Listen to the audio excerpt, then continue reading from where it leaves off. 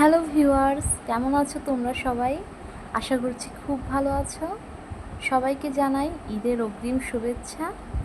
সকল মুসলিম ভাই বোনদের ঈদটা খুব ভালো কাটুক। তো আজকে নিলাম ডিনার থালি। তো এটা বাঙালির আবেগ, বাঙালিয়ানা একদম। ডাল, আলু ভর্তা আর ভাজি।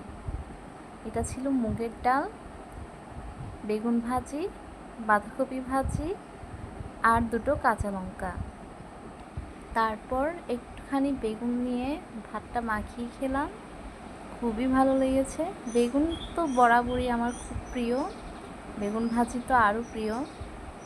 তো বেগুন ভাজি, কাঁচা লঙ্কা আর ডাল দিয়ে ভাতটাকে মাখিয়ে খেলাম, খুবই মজা হয়েছে, খুবই ভালো লাগে।